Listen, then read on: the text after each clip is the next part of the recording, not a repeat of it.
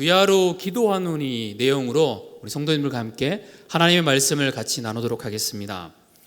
교회의 사명은 무엇일까요? 사명이라는 말은 미션 그리고 콜링 이렇게 쓰여지는데요. 하나님이 맡기신 일을 이야기할 때 사명이라는 뜻으로 쓰여집니다. 교회의 사명은 잃어버린 영혼들을 구원하고 하나님 나라를 확장하고 많은 사람들로 하여금 하나님을 만나고 하나님의 풍성함을 누리게 하는데 그 목적이 있습니다. 이 교회의 사명이 분명하게 회복되고 그 길로 나아가면 하나님의 나라는 확장되게 되어 있습니다. 그러니까 어떻게 해서든 사단은 내적인 공격, 외적인 공격을 통해서 하나님 나라가 확장되지 않도록 여러 가지 방법으로 전략을 세우고 꾸미고 우리들을 공격합니다. 기독교 신문에 보니까 한국 교회를 오염시킨 두 가지 하면서 이러한 기사가 나온 적이 있습니다. 첫째는 물질주의, 둘째는 성공주의. 물질주의라는 말은 이런 뜻입니다. 하나님을 믿는 사람은 오는 세상뿐만 아니라 이 세상에서도 모든 면에서 잘 된다고 믿으며 그것을 추구하는 것이다. 천국뿐만 아니라 이 땅에서도 마찬가지로 모든 면에서 잘 된다고 믿으며 그것을 추구하는 물질주의. 둘째는 성공주의라는 겁니다. 성공은 우리가 원하는 것을 말하는데 이 성공주의가 어떻게 되는가 하면 우리가 원하는 것이 세속적이거나 자기중심적이 됐을 때에 성공주의라고 말합니다. 하나님 나라를 위한 그런 것이 아니라 사랑이 성공이다, 신실함이 성공이다, 이것이 아니라 세상의 가치와 똑같은 이 성공주의가 우리 안에 중심이 되고 그것이 움직일 때에 교회다움은 잃어버린다라고 말해주고 있습니다. 그래서 정주철라는 목사님은 이렇게 말합니다. 지금 시대의 교회의 문제는 복음을 믿고 성령으로 거듭난 사람들이 많아지는 것이 아니라 단순히 종교인의 숫자가 많아지는 것이라고 말해주고 있습니다. 예수님을 경험하고 교회의 교회다움처럼 잃어버린 영혼을 구원하고 그리스도 안에서 풍성함을 누리는 것이 많아져야 되는데 단지 교회만 오는 것이 많아지는 것이 문제라고 말해주고 있습니다. 하나님은 이것을 깨트리기 위해서 많은 사람들에게 사명을 주시고 부르심을 부어주시고 하나님의 교회를 이루어가게 만들어주십니다. 그런데 이 현실의 벽이 너무 큽니다. 하나님의 나라를 이루기 위해서 나는 너무 왜소하게 보이고 세상은 너무 악한 것처럼 그렇게 보입니다. 추석 때 예전에 봤던 영화인데 다시 한번 봤는데 신들러 리스트라는 영화를 다시 한번 이렇게 봤었습니다. 1993년도 영화였고요. 스티븐 스필버그 감독이 지었던 영화였고 실제로 일어났던 이 내용을 모티브로 해서 만들어진 영화입니다. 저희가 대부분 봐서 이 내용을 많이 기억하고 있을 것 같습니다. 이 신들러라는 사람은 독일인이고 나치 당원입니다. 600만 명이 우리가 알다시피 학살되는 600만 명이 죽어가고 있는 이 유대인의 모습들을 실제로 본 사람입니다. 유대인들이 많이 죽는 모습을 보고 이 신들러라는 사람의 마음속에 이런 마음이 생깁니다. 생명은 동일한데 유대인을 향한 긍휼한 마음이 들기 시작합니다. 그래서 고민합니다. 어떻게 하면 유대인들을 살릴 수 있을까? 대부분의 유대인들이 잡혀가는데 유대인들이 잡혀가지 않는 길이 있습니다. 그 군수 공장에서 일하는 유대인인 거죠. 무기를 만드는 곳에서 일하는 유대인들은 잡혀가지 않고 노동력으로 사용해야 하기 때문에 가스실이나 이런 곳에 들어가지 않습니다. 그래서 이작 스턴이라는 사람과 함께 군수 공장을 운영을 합니다. 그리고 난 다음에 재산이 있었으니까 유대인을 색출해서 가스 공장으로 보내는 아몬 거트라는 사람과 협상을 합니다. 네가 유대인을 한 명을 나한테 데려다 주면 내가 이만큼의 돈을 주겠다. 그러니까 뇌물을 써서 유대인들을 구하기 시작합니다.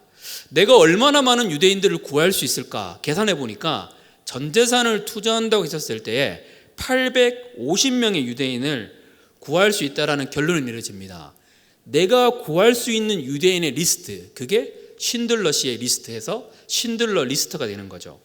그는 실제로 1100명의 유대인을 구하게 됩니다. 이것을 구하고 난 다음에 이제 유대인들이 너무 감사해서 생명을 구했던 유대인들이 너무 감사해가지고 자신의 금리를 뽑아서 금반지를 이 신들러 씨에게 만들어줍니다. 그런데 이 금반지에는 탈무드에 나오는 글인데 이러한 말이 적혀 있습니다. 한 사람의 생명을 구한 자는 세상을 구한 자이다. 한 사람의 생명을 구한 자는 세상을 구한 사람이다. 주제 같은 말씀이기 때문에 옆에 있는 분한테 한번 이야기하겠습니다. 한 사람의 생명을 구한 자는 세상을 구한 사람입니다. 이렇게 한번 얘기해 주세요. 네, 졸더라도 이거 기억하면 오늘 말씀 다 들은 겁니다. 예. 근데 영화가 이렇게 끝나지 않습니다. 이 신들러라는 사람이 와 감사합니다 이 끝나는 것이 아니라 그것을 받고 난 다음에 문득 멈춰서 자신의 차를 봅니다. 자신이 앞으로 타고 갈 차를 보면서 이런 말을 합니다. 내가 이 차를 팔았더라면 10명의 유대인들을 더 구할 수 있었을 건데.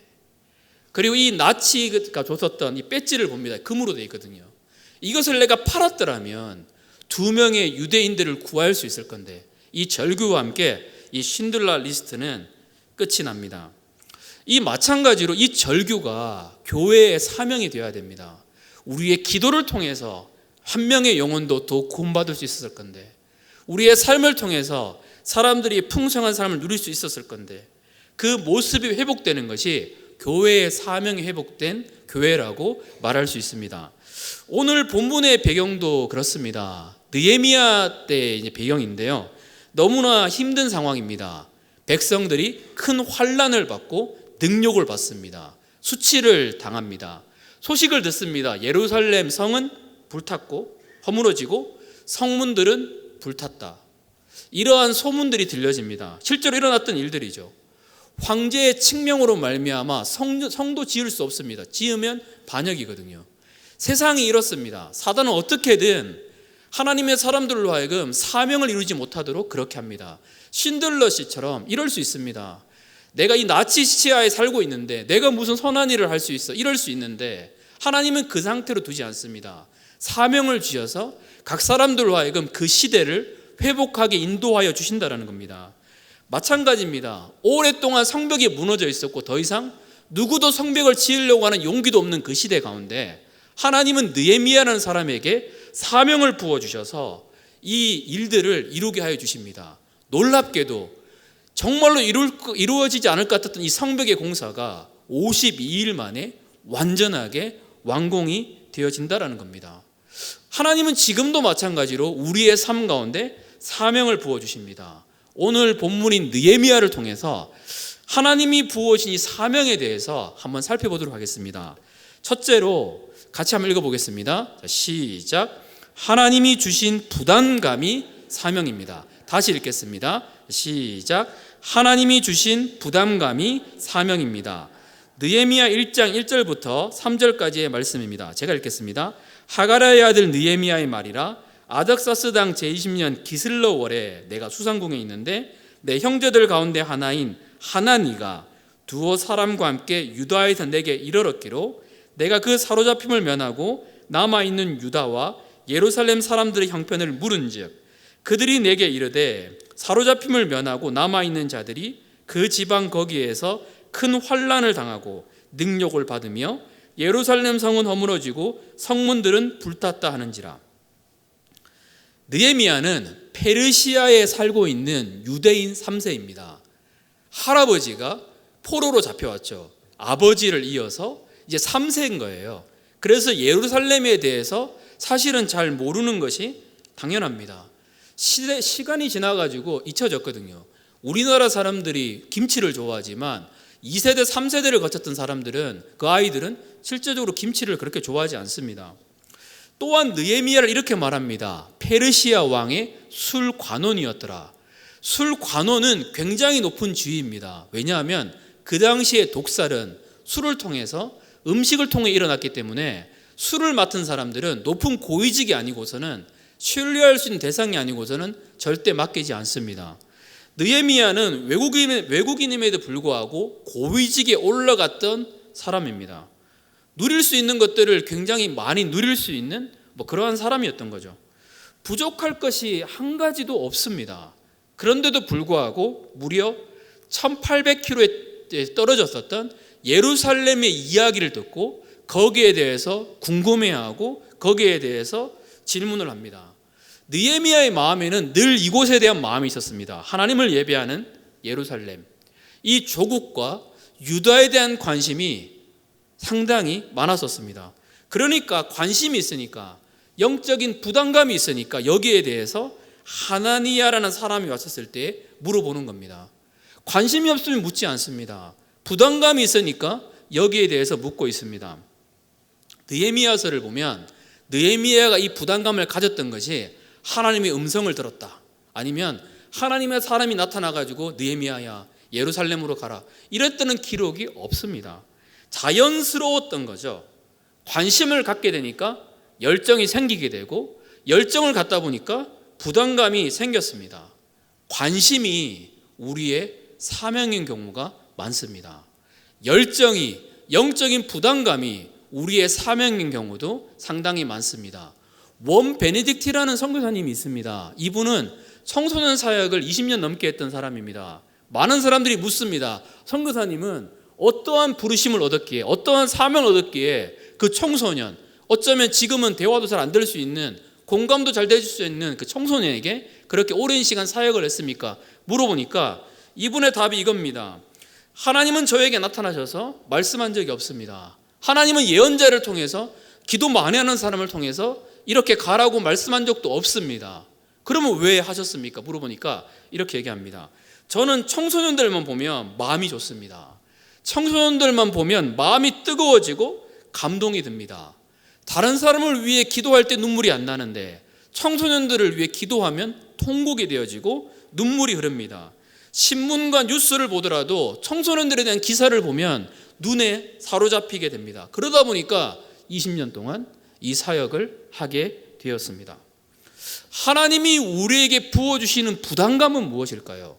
하나님이 우리에게 부어주시는 관심은 무엇일까요? 열정이 무엇일까요? 그것이 우리의 부르심입니다. 어떤 분은 가난한 분들을 보면 눈물이 납니다. 이분들을 위해 돕고 싶고 기도하고 싶은 마음이 듭니다. 어떤 분들은 북한을 생각하면 여전히 눈물이 나고, 북한에서 한 번도 보지 못했던, 어떻게 보면 가지도 못했던 북한을 보면서 울면서 통곡하면서 기도합니다. 어떤 분은 아프신 분들을 보면서 눈물이 납니다. 우리 청년 중에는 이런 청년이 있습니다. 할머니 할아버지들 보면 눈물이 난다고, 가까이 가고 싶다고, 이런 분들도 있습니다. 어떤 분은 세계 선교만 생각하면 눈물이 나고 그것을 위해 기도하고 또 나아갑니다. 부르심은, 사명은 자연스럽습니다. 그 자연스러움이 우리의 사명이라는 겁니다. 18세기에 영국에 윌리엄 윌버포스라는 사람이 있었습니다. 이 사람은 25살 때 예수님을 영접했습니다. 그리고 하나님께 기도합니다. 하나님, 나를 예수님 믿게 해주신 하나님, 나의 사명은 무엇입니까? 하나님, 나를 통해서 하나님은 어떤 일을 행하기를 원하십니까? 기도하는데 아직까지 그 기도 응답을 잘 모르겠습니다. 그런데 우연히 길을 걷는데 노예들을 봅니다. 노예들을 보는데 마음이 아픈 거예요. 하나님이 만드신 백성인데 노예의 삶을 살고 있는 그들의 삶이 너무 고통스러운 거예요. 그리고 난 다음에 27살 때 결정합니다. 내 평생에 노예 폐지 운동해야겠다. 그리고 정치인으로 노예 폐지 운동 가운데 모든 것을 걸면서 나아갑니다. 반대가 얼마나 많았을까요? 많은 사람들이 그거 하지 마라, 미움받는다, 반대 수없이 많았었습니다. 심지어는 기록에 따르면 암살 위협도 상당히 많았었습니다. 죽이고자 하는 사람들이 많았거든요. 그럼에도 불구하고 이분은 그 자리에 서 있습니다. 이게 자신의 부르심으로 생각하고 기도하면서 이 길을 준비합니다. 어차피 노예제도가 당연한 세상이니까 이렇게 생각하지 않습니다. 이걸 부르심으로 잡고 계속적으로 나아갑니다. 어떻게 됐을까요? 1833년 7월 27일 56년 만에, 이 노예운동을 시작한 56년 만에 영국 의회는 노예제도를 폐지하는 법안을 통과시킵니다. 끝까지 싸워서 이것을 이루어냈다는 겁니다. 하나님이 부어진 이 부담감을 멈추지 않았었습니다. 이 부담감을 가지고 하나님 나라에 집중하면서 나아갔습니다. 하나님이 우리 성도님들에게 주셨던 부담감에는, 영적인 부담감에는 어떤 것들이 있을까요? 이 부담감이 사명이 되어서 이 땅 가운데 하나님의 나라를 이루시는 우리 성도님이 되시기를 축복합니다. 둘째는 무엇일까요? 둘째는 이거입니다. 같이 읽겠습니다. 자, 시작. 내가 겪은 눈물이 사명입니다. 느헤미야 1장 3절부터 4절까지입니다. 같이 읽겠습니다. 자, 시작. 그들이 내게 이르되 사로잡힘을 면하고 남아있는 자들이 그 지방 거기에서 큰 환난을 당하고 능욕을 받으며 예루살렘 성은 허물어지고 성문들은 불탔다 하는지라. 내가 이 말을 듣고 앉아서 울고 수일 동안 슬퍼하며 하늘의 하나님 앞에 금식하며 기도하며. 아멘. 느헤미야는 소식을 듣습니다. 어떤 소식을 듣는 걸까요? 아까 우리가 읽었던 것처럼 큰 능욕을 당했다. 예루살렘에 있는 사람들이 수치를 당하고 있다. 예루살렘 성은 회파되었고 성벽은 불탔다. 이 소식들을 듣습니다. 이 소식들을 듣자마자 느헤미야는 어떻게 행동했던 걸까요? 저희도 뉴스를 통해서 많은 경우를 통해서 안타까운 소식, 아픈 소식을 듣습니다. 이 소식을 듣고 난 다음에 느헤미야는 이렇게 행동합니다. 이 말을 듣고 앉아서 울고 수일 동안 슬퍼하며 하늘의 하나님 앞에 금식하며 기도했다라고 말해주고 있습니다. 느헤미야는 이 아픔을 공감합니다. 나를 잃어버려서 돌아갔던 자들의 핍박들, 이 아픔들을 누구보다 잘 이해합니다. 왜냐하면 당사자거든요. 여행으로 가셨을 때 외국은 굉장히 좋습니다. 아름답고 와 정말로 좋다. 하지만 이민 갔던 분들의 이야기를 들어보면 그것과 여행과 너무 다르다는 것들을 보게 됩니다. 나는 어디든 속해 있지 않다라는 생각이 드는 게 외국에서 한국인으로 살아가는 삶입니다. 참 마음이 아프거든요. 심지어 목사님인데 성도님 중에서 인종차별을 하는 거예요. 목사님인데 인종차별을 해요. 그때 그 마음이라는 것은 너무나 아프고 힘들다는 겁니다. 느헤미야는 이 아픔이 있습니다. 외국에 살면서 있었던 그 소속되지 못했던 그 아픔들, 그리고 그 외국에 살면서 있으면서 있었던 그 눈물들, 나라를 잃은 아픔들을 누구보다도 이해할 수 있는 것이 느헤미야의 삶입니다. 이 아픔이 느헤미야로 하여금 예루살렘 성벽을 재건하는데 그 마음을 움직이게 했고 하나님 나라를 확장하게 만들었습니다. 오프라 윈프리 쇼가 있습니다. 예전에 굉장히 유행했던 거죠. 오프라 윈프리라 그러면 토크쇼의 여왕, 1,400만 명이 시청하고 더 많이 시청하죠. 이분이 만약에 이 책이 너무 좋네요 하면 이 책은 베스트셀러가 아니라 밀리언셀러가 되는 거죠. 수많은 사람들이 그분의 영향력 가운데 있었습니다. 그런데 이분의 삶을 보면 너무 아픈 삶입니다. 18세의 미혼모에게서 태어났습니다.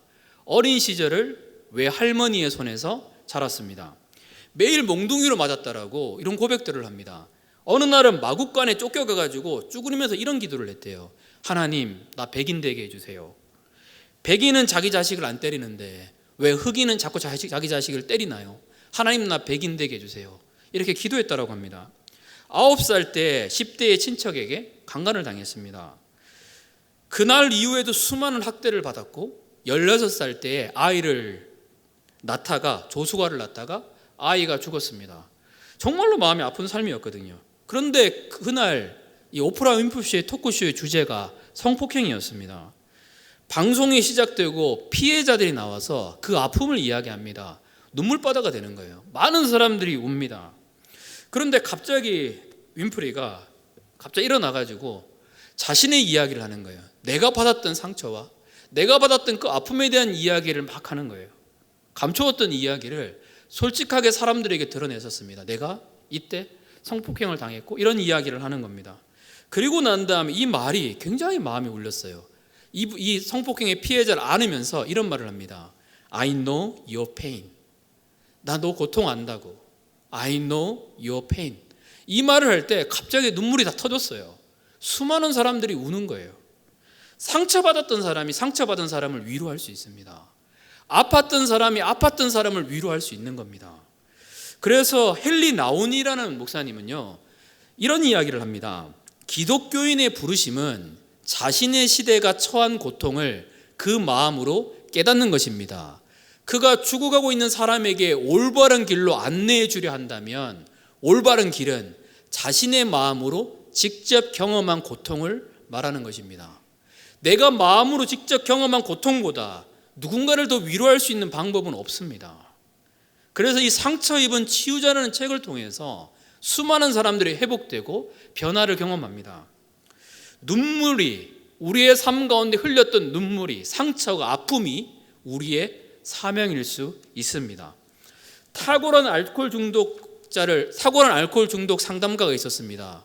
어떻게 그렇게 상담을 잘하십니까? 물어보니까 이런 고백을 합니다. 우리 아버지가 알코올 중독자였었습니다. 공황장애의 이야기를 너무나 잘 들어주는 사람이 있어서 당신에게는 혹시 어떤 은혜가 있었습니까? 물어보니까 저도 공황장애로 수년 동안 앓았고 힘들어했었습니다. 하나님은 우리의 눈물과 아픔을 치료하여 주십니다. 복음 안에 들어오면, 십자가의 사랑 안에 들어오면 그 아팠던 기억들이, 그 눈물의 그 아픔들이 복음은, 하나님은 반드시 치료하여 주십니다. 그리고 치료하고 그 자리에 머물게 하지 않습니다. 그 치료했었던 그 은혜들을 흘려보내서 하나님 나라를 확장하게 만들고 수많은 사람들로 하여금 하나님을 만나게 하는 통로가 되게 하신다는 겁니다. 이게 상처 입은 치유자의 길입니다. 이 은혜가 우리 성도님들에게 가득하시기를 축복합니다. 마지막 셋째는 무엇일까요? 같이 한번 읽어볼까요? 자, 시작. 주야로 기도하는 것이 사명입니다. 느헤미야 1장 6절 말씀입니다. 같이 읽겠습니다. 시작. 이제 종이 주의 종들인 이스라엘 자손을 위하여 주야로 기도하오며 우리 이스라엘 자손이 주께 범죄한 자들을 자복하오니 주는 귀를 기울이시며 눈을 여시사 종의 기도를 들으시옵소서. 나와 내 아버지의 집이 범죄하여. 네, 아멘. 하나님은 우리에게 사명을 주십니다. 자연스럽게 사명을 주십니다. 영혼의 부담감을 느끼고 관심을 느끼고 열정을 느끼게 하고, 그리고 내가 상처받았던 것, 내가 아팠던 이걸 통해서도 하나님은 아름다운 사명의 길을 이루어 주십니다. 그런데 이 사명은요, 준비하는 것이 있습니다. 사명을 준비하는 것은 무엇일까요? 기도로 이 사명을 준비한다는 겁니다. 많은 분들이 관심을 가집니다. 열정을 가집니다. 그리고 아픔의 상처를 치유하고 이것을 좀 어떻게 회복할까 고민을 합니다. 하지만 여기서 멈추는 경향들이 상당히 많이 있습니다. 느헤미야는 멈추지 않습니다. 느헤미야는 어떻게 할까요? 기도를 통해 가지고 이 사명을 현실 가운데 이루어낸다라는 겁니다. 사실 우리의 가장 큰 사명은 하나님께 기도하는 것입니다. 하나님이 원하시는 것은 하나님을 경험하고 하나님을 만나고 하나님께 나오는 것입니다. 가장 큰 사명은 하나님을 만나는 것이고, 그리고 난 다음에 우리에게 주어진 사명이 있습니다. 이 느헤미야는 하나님이 부어준 이 사명을 받고 난 다음에 멈추는 것이 아니라 집중해서 이걸 가지고 울며 금식하며 하나님께 나가서 기도합니다. 그 느헤미야 1장에 보면 이렇게 얘기합니다. 기슬러월에 기도했다라고. 이게 9월달을 말하는 거거든요. 그런데 언제까지 기도하는가 하면 2장 1절에 보면 니산월까지 기도했다라고 말해주고 있습니다. 이거는 페르시아 달력으로 보면 4월달 아니면 3월달을 말합니다. 그러니까 4개월, 5개월, 6개월 이 시간들을 쉬지 않고 하나님께 나아가서 기도로 준비했다라는 겁니다. 하나님 말씀을 듣고 와 뜨겁다, 눈물 났다, 아 좋다, 여기서 그치는 것이 아니라 느헤미야가 생각했던 것은 이 기도 가운데 모든 것을 걸었다라는 겁니다. 뜨거워지고 난 다음에 바로 식는 사람이 있습니다. 뭘 해봐야지 하고 난 다음에 중간에 멈추는 사람이 있습니다. 그것이 아니라 느헤미야가 걸었던 길은 이 기도를 시작하고 이 기도가 끝날 때까지 멈추지 아니하고 하나님께 나아가서 부르짖었다는 겁니다. 내 나라와 내 유익과 이것을 위해서 부르짖던 것이 아니라 예루살렘 성이 회파된 것이 너무 가슴이 아프다는 겁니다. 예루살렘 성이 무너진 것이 너무 가슴이 아파서 하나님께 나가서 지속적으로 기도했었습니다. 기도하니까, 기도로 준비되어지니까 무슨 일이 나타났다는 걸까요? 이게 2장부터 이어지는 흐름입니다. 왕이 갑자기 물어봅니다. 네 얼굴에 왜 수심이 있느냐? 이 말이 굉장히 중요한 말입니다. 왜 네 얼굴에 수심이 있느냐? 아까 제가 말씀드렸습니다. 느헤미야는 술을 맡은 관원이라고 말씀을 드렸습니다. 근데 술 맡은 관원이 얼굴이 표정이 수심이 있습니다. 이건 뭘 의미하는 걸까요? 옛날에 같은 경우에 독살할 때에 술을 따랐다고 얘기를 하잖아요. 그러면 사람을 독살하려고 그러면 얼굴이 아무리 그래도 막 좀 긴장되잖아요. 그러면 수심이 있다라는 것은 그런 오해를 사기가 상당히 쉽다라는 겁니다. 반역죄를 통해서 느헤미야의 인생이 끝날 수가 있습니다. 느헤미야 1장하고 2장에서 느헤미야서가 마무리될 수도 있는 상황이었거든요. 그런데 기도로 준비되기 시작하니까 그 수심이 있는 것도 하나님께서 수심이 있는 것도 왕은 긍휼로 호의로 본다는 겁니다. 왜 네가 수심이 있느냐 물어보니까 대답해야 될 때 바로 대답합니다. 예루살렘 성이, 내 고향인 예루살렘 성이 불탔습니다. 성문이 무너졌습니다. 이 얘기를 합니다. 그러면 왕이 이렇게 얘기할 수 있거든요. 그게 너랑 무슨 상관이 있느냐? 너는 페르시아 시민인데, 페르시아 사람인데 아직도 예루살렘 가운데 신경을 쓰느냐? 사형. 이렇게 끝날 수 있는 겁니다. 그런데 기도로 준비되어 온 인생이니까, 사명을 기도로 준비해 오니까 왕이 전혀 역사에서 뜬금없이 이런 것을 묻습니다. 무엇을 원하느냐? 이게 뭘까요? 기도로 준비된 인생과 기도로 사명을 준비한 삶과 기도로 준비하지 않는 삶은 완전히 다릅니다.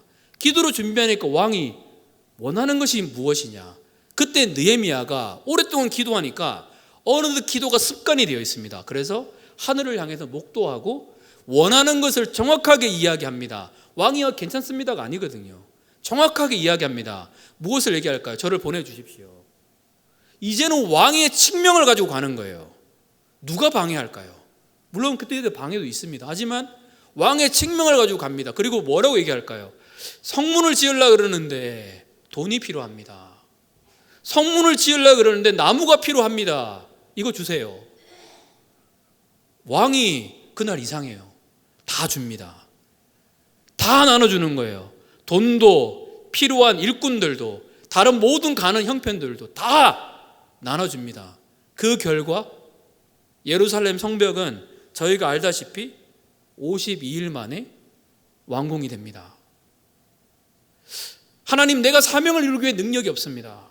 하나님, 내가 사명을 이루기 위해서 돈이 없습니다. 하나님, 내가 사명을 이루기 위해서 일꾼이 없습니다. 아니라는 겁니다. 느헤미야에게도 동일하게 없었습니다. 하지만 오랜 시간 동안 준비했던 그 기도의 무릎이 느헤미야로 하여금 하나님의 뜻을 이루게 하는 통로가 되게 하셨다는 겁니다. 예루살렘, 영적인 예루살렘이 우리잖아요. 교회잖아요. 교회에 대한 사명으로 돌아가서 저희가 이런 이야기를 많이 듣습니다. 하나님의 교회인 예루살렘이 세상과 결혼했다라고. 하나님과 결혼하고 하나님을 누려야 될 이 예루살렘이 어느덧 우리도 모르게 교회의 사명과 교회의 꿈은 다 내려놓고 현상 유지하기에 급급하고 살아오지 않았냐라고 많은 분들이 이야기합니다. 또 어떤 분은 이렇게 얘기합니다. 한국교회에 소망이 보이지 않는다. 한국교회 이제 끝난 것 같다. 그 소망이 보이지 않는다는 말에는 공감할 수 있겠지만 저는 끝났다라는 말에 전혀 동의가 되지 않습니다. 왜냐하면 하나님이 계시니까요. 하나님은 지금도 기도하는 사람들을 일으키십니다. 지금도 영적인 거룩함을 가지고 부담감을 가지고 자신의 상처를 가지고 하나님께 나가서 기도하면서 하나님의 사명을 이룰 느헤미야 같은 사람들을 하나님은 지금도 부르십니다. 세상과 결혼 같은 교회의 사명을 회복해서 다시 한번 하나님의 풍성함을 누리고 그리스도 예수의 거룩한 신부가 되기를 원하는 그 교회로 하나님은 지금도 우리를 부르시고 우리를 인도하여 주십니다. 우리 거룩함의 운정교회, 그 우리 교회가 그런 교회가 될 것을 믿습니다. 우리 같이 기도하겠습니다. 우리 이 시간 이런 기도 같이 했으면 좋겠습니다. 쉰들러 리스트에서 나왔던 영화의 내용처럼 한 사람의 생명을 구한 자는 세상을 구한 사람이다.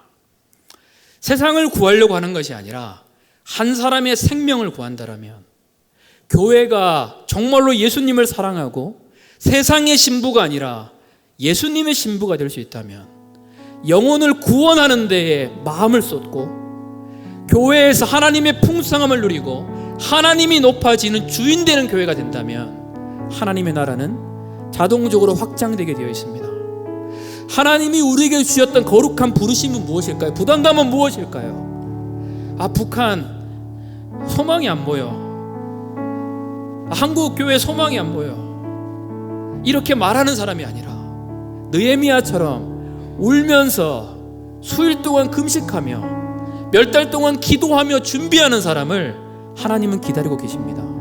우리 시간 기도할 때 하나님, 우리 사랑하는 운정교회가 하나님 다시 사명의 불빛 가운데 일어나게 하여 주시고, 하나님 이 사명을 통해서 이 지역사회를, 이 파주 땅을 거룩한 하나님의 땅 되게 하는 교회 되게 해달라고 우리 시간 주여 한번 주시고 같이 기도하겠습니다. 주여, 아버지 하나님, 우리 사랑하는 교회를 만드신 아버지 하나님, 우리 교회를 그렇게 세우신 하나님, 이 뜨거운 사명이 회복되게 하여 주십시오. 한 사람의 영혼을 구원하고 세상의 신부가 아니라 예수 그리스도의 신부가 되는 교회, 하나님 영적인 부담감을 가지고 그 자리에 머물렀던 것을 용서해 주십시오. 하나님 내 상처와 내 아픔에 집중했던 것을 용서해 주십시오. 이제는 이것이 하나의 별이 되게 해주십시오. 우리의 상처가 별이 되고 하나님 이것이 기도의 무릎으로 세워져서 우리를 통하여 하나님 나라가 확장되게 하여 주시고 하나님의 영광이 드러날 수 있도록 도와주십시오. 거룩한 하나님의 교회로 아버지 하나님 우리를 세워주시고 하나님 역사하여 주옵소서. 살아계신 아버지 하나님, 우리는 움직이는 주님의 교회입니다. 주님은 우리의 상처가 별이 되게 하실 것을 믿습니다. 하나님 우리의 거룩한 부담감이 있는 것을 기도를 통해서 풀어내게 하여 주시고, 하나님 우리를 통하여 이 사명 회복됨을 통해서 하나님 우리 교회를 통해서 하나님이 이루고자 하는 모든 꿈들이, 하나님의 소원들이 모두 다 이루어질 수 있도록 하나님 역사하여 주옵소서. 우리 주님을 찬양합니다. 예수님의 이름으로 감사하며 기도합니다. 아멘.